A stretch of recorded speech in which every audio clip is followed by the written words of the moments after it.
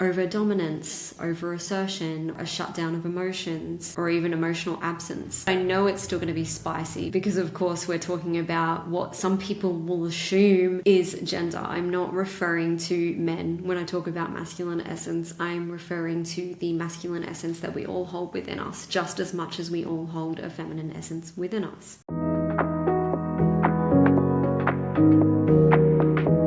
Coming in hot today, I wanted to talk about a bit of a spicy topic, the masculine essence. I did a podcast last year with Gemma from I Am Well, where we talked about the masculine and feminine essences within all of us. And we did talk about or touch on the unhealthy aspects of masculine, which can present like overdrive, overdoing, burning out. There are other aspects like over dominance, over assertion, or a shutdown of emotions, or even emotional absence. I wanted to talk about something a little bit more tender, but I know it's still going to be spicy because of course we're talking about what some people will assume is gender. I'm not referring to men when I talk about masculine essence. I'm referring to the masculine essence that we all hold within us, just as much as we all hold a feminine essence within us. So with that in mind, whether you like the sounds of where this is going or not, this is your spicy invitation to either stick around and hold out on what I'm about to say, or I invite you to move on so that we can prevent any nastiness, I suppose. So when it comes to the red flags of our masculine essence and how it can be expressed in a unhealthy way. Now this is to do with research that I've actually done, not online trends, because I don't even have TikTok. When it comes to red flags, it's usually to do with an element of the brother wound or the father wound. Usually there's an emotional absence or a physical absence of a father or some kind of foundational father figure. And in the case of the brother wound, it's this absence of brotherhood,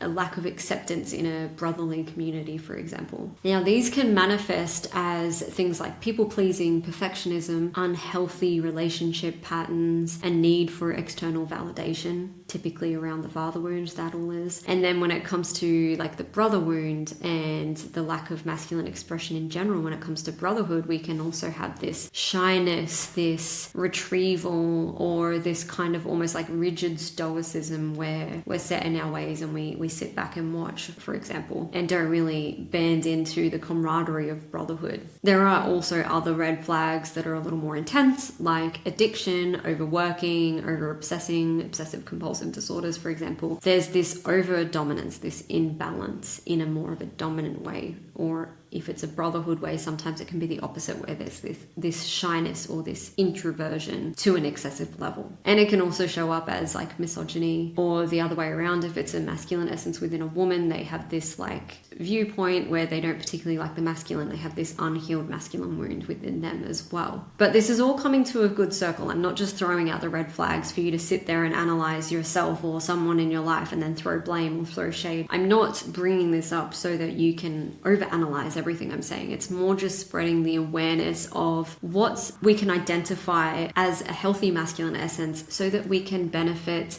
ourselves and the relationships around us in healing, in reviving a healthy masculine essence, which is why I've got an upcoming webinar on revival of the masculine essence. So some practical ways to revive the healthy masculine essence for now until that webinar comes out is starting with this video. You're already watching it. Increasing the awareness of what brother and father wounds can look like, how it can show up, how it can manifest. Starting to identify if you yourself feel like this might be something for you or someone in your life has something for you. But it's more about increasing the awareness, not throwing shade or throwing blame, like I said, because we want to become aware so that we can heal from it, not make more of an issue out of it, right? So the first things first, cultivating the awareness. Then the second thing is cultivating a healthy band, a healthy brotherhood of men around you, whether you're female or not. It's healing that brother wound.